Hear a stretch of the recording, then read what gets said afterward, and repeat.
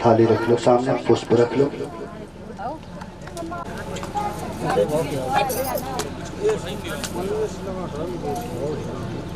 तो प्रखेदस्वा मरुतः प्रश्निमातिरः शुभञ्जावानो विदथे खोजगमायाः अग्निर्जवः मनिवः सूरचक्षसो विश्वे नो देवा अभिषागमन्निहा भद्रं कर्णेभिः शृणुयाम देवा वरं पश्येमाक्षभिर्जायुराः स्तरैरङ्गैस्तुष्टवाग्वं सस्तनप्रवसेमहि देवहितं यदायुः सततीलिखितायुर्गन्तोः आदित्योरदितिरन्तरिक्षमदितिर्माता सपिता सपुत्रा विश्वे देवाः अदितिः पञ्चजना अदितृजातिमदितृजानित्वं द्योः शान्तिरन्तरिक्षगं शान्तिः पृथिवी शान्तिरापः शान्तिरोषधयः शान्तिः वनस्पतयः शान्तिर्विश्वे देव भ्यां नमः पूज्यामि उमा महेश्वराभ्यां नमः पूज्यामि वाणी हिंडग्रवाभ्यां नमः पूज्यामि पुरंद्राभ्यां नमः पूज्यामि माता पितृचरणकमलेभ्यो नमः पूज्यामि इष्टदेवतानो महापुरुषस्य विष्णुराज्ञा प्रवर्तमानस्य श्री ब्राह्मणो हिन्दुतिया प्रार्थे श्री श्वेतवाराहि कल्पे वैवस्वन्मन्तरष्टाविंशत्तमे युगे कलियुगे कल्पधम चरणे मुहुर्लोके भरतखण्डे आर्यावर्तक देशान्तर्गत पुरहन्ति वृखापरसस्परि एवानो दूर्वे प्रथनो सहस्तेन सदैव च दुवाङ्ग्रां समर्पयामि अबीर गुलाल सिंदूरं तदात्र्याम्बो मृदिसः अकल्पयन्नः श्री गणेशात्मकाभ्यां नमः नैवेद्यं निवेदयामि नैवेद्यान्ते आचमनीयं जलं समर्पयामि श्री कृष्णाय नमः ध्यानार्थे अक्षतपुष्पाणिं समर्पयामि। श्रीमद् भागवत महापुराण का ध्यान करें। सच्चिदानंद रूपाय विश्वोत्पत्त्यादिहेतवे तापत्रय विनाशाय श्री कृष्णाय वयं नमः समर्पयामि। त्र्यंबकं सुगंधिं पुष्टिवर्धनम् आरुवारुकमौबन्धनात् मृत्युमुक्षीयमाकृता सुगंधि द्रव्यं समर्पयामि धूपमाघ्र्यापयामि। वनस्पतोरसुद्भूतो गन्धातो गन्धोत्तमा आघ्र्या सर्वदेवानां धूपोऽयं प्रतिगृहीताम् धूपमाघ्र्यापयामि। प्रत्यक्षदीपं दर्शयामि। हस्तौ प्रक्षाल्यः नैवेद्यम्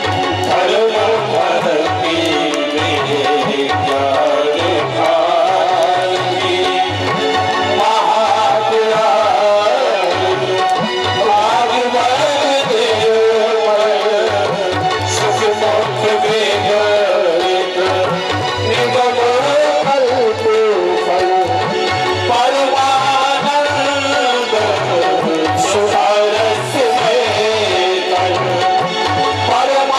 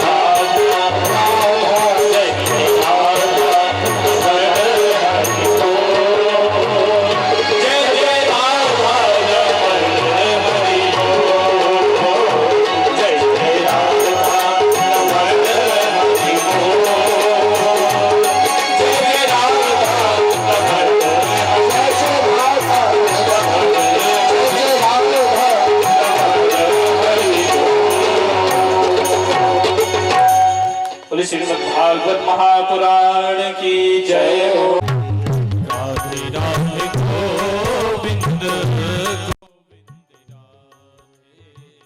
राधे राधे गोविंद गोविंद राधे गोविंद राधे गोपाल राधे गोविंद राधे गोपाल राधे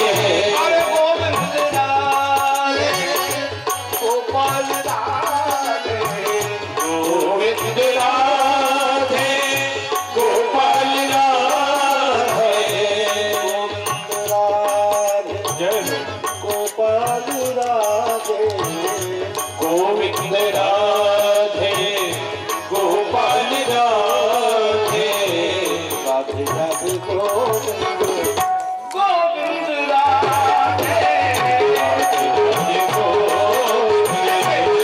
गोविंद राधे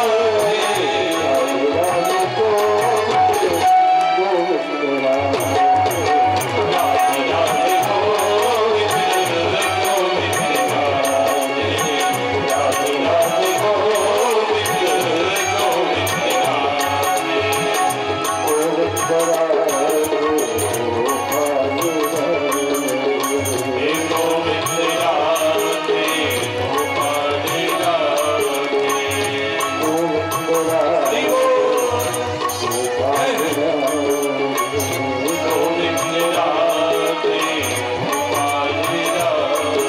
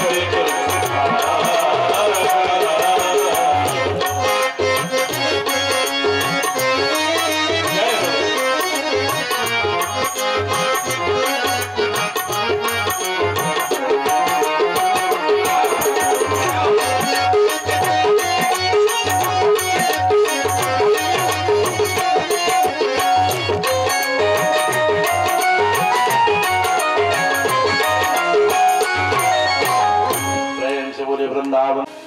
बंधुओं, 3 शब्द हैं, अगर इसका संधि विच्छेद किया जाए तो सत धन चित धन आनंद।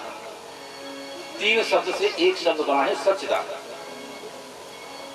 पहला शब्द है सत, और सत माने कहते हैं अविनाशी, जो कभी नष्ट ना हो, जो था, जो है, जो रहेगा, जो कभी नष्ट ना हो, वो है सत, और सत ही परमात्मा का स्वरूप है। दूसरा शब्द आता है चित। चित माने होता है ज्ञान, चित माने प्रकाश। जैसे अंधेरे में हमें आपको कोई पुस्तक पढ़ना है तो प्रकाश की जरूरत होगी, बिना प्रकाश के तो पढ़ नहीं पाएंगे।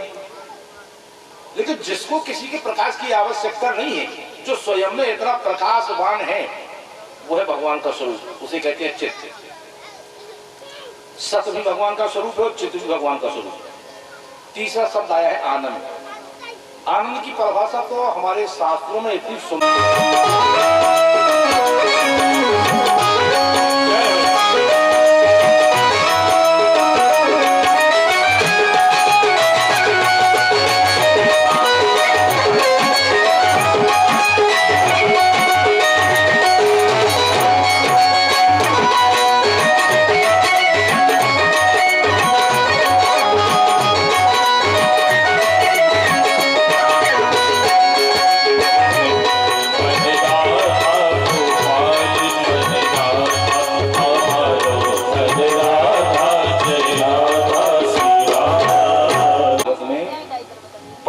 सुखदेव जी का वंदन किया गया। जिन सुखदेव जी महाराज ने जन्म लेते ही साथ संन्यास ग्रहण कर लिया हो, सीधे जंगल में चले गए, जिनका नरा भी नहीं कटा था, और उनके पीछे उनके पिता व्यास जी पुत्र पुत्र कहते हुए चले जा रहे हैं। लेकिन ऐसे सुखदेव जी महाराज को लौटा कर लाने की सामर्थ्य जिन व्यास जी में नहीं है, ऐसे सर्वभूत हृदय सुखदेव जी महाराज का हम वंदन करते हैं। बोले सुखदेव जी महाराज की जय हो। तो कहने का तात्पर्य बंधुओं कि जिस तरह बैठकर भगवान की कथा श्रवण करने के लिए एकत्रित हुए, इसी तरह ते सर्वेपि ज्ञान वृद्धास्य किंकिराः। अरे सूजी, तुम संकोच क्यों करते हो? संसार है, कोई बल में बड़ा होता है, कोई उम्र में बड़ा होता है, कोई धन में बड़ा होता है, लेकिन जो ज्ञान में बड़ा होता है वही सबसे बड़ा होता है, चाहे उसकी उम्र छोटी हो। आप सोचिए, उम्र में छोटे हैं तो क्या हुआ, आयु में छोटे हैं तो क्या हुआ, लेकिन मनुष्य के हृदय में जो अंधकार रूपी, अज्ञान रूपी अंधकार बैठा हुआ है, उस अंधकार को दूर करने के लिए आप तो करोड़ों सूर्यों के समान। आप महाराजा का ऐसी मुझे कोई कथा सुनाओ जिससे हमें कन्हैया की प्राप्ति हो जाए और संसार का कष्ट दूर हो जाए। क्योंकि ये बात सत्य है, कभी महात्मा, संत, विद्वान, ब्राह्मण इनके पास जाकर उल्टे सीधे प्रश्न करते। हाँ, कथा से कुछ ले लिया करो, संत के पास उल्टे सीधे प्रश्न करना चाहिए।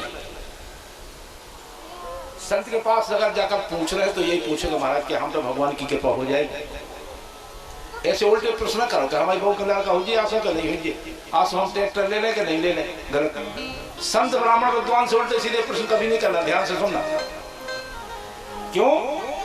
कि संत का क्षण और अन्न का कण हमारे द्वारा बर्बाद ना हो, यही प्रयास करना चाहिए। शौनकादिक ऋषियों ने पूछा कि महाराज संसार के लोगों को भगवान की प्राप्ति कैसे हो जाए, ऐसा कोई साधन बताओ, कन्हैया से मिलने का साधन बताओ। सूत जी महाराज तो बड़े गदगद हो गए, बोले ऋषियों आपने बिल्कुल सही प्रश्न पूछा है।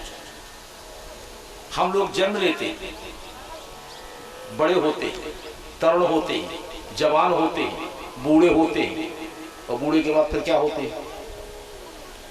वे पैदा हुए, तरुण हुए, जवान हुए, बुढ़ापा आया, पर बुढ़ापे के बाद क्या? फिर तो राम नाम सब तैयार तो गया, बुढ़ापे के बाद तो फिर तो चुनाव तो नहीं है। लेकिन हमारा जो जीवन है, जन्म के बाद और मृत्यु के पहले जो समय है, इसी को हम कहते हैं जीवन, इसी को कहते हैं जीवन। हम इस जीवन को कितना बर्बाद करते हैं, कितना बर्बाद करते हैं। समय का सदुपयोग नहीं करते, समय का सदुपयोग नहीं करते। हम और आप अगर कथा सुनने बैठ जाए, मंदिर में चले जाते हैं, के 8 ही बजे कब हो तो हम लोग 1 घंटा हो गया। कथा में आ जाए तो 3 बार घड़ी देखत कर दो, महाराज कब लोग आरती करो। ओ कल की कला न जाने क्या करे, क्यों कल मिले ना मिले राम का, राम मिले कल मिले ना मिले राम का, राम मिले कल मिले ना मिले राम का।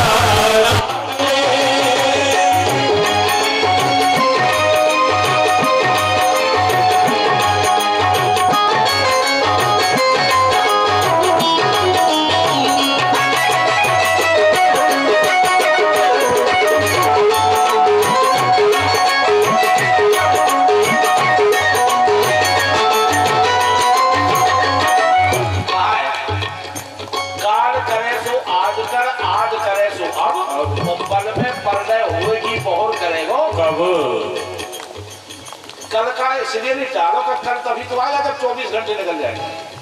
बस दिन रात जब पूरा निकलेगा तभी तो कल आएगा। अरे भरोसा तो नहीं है एक पल का। जब पल में प्रलय हो तो पल क्या करे, पल की गदा न जाने क्या करे।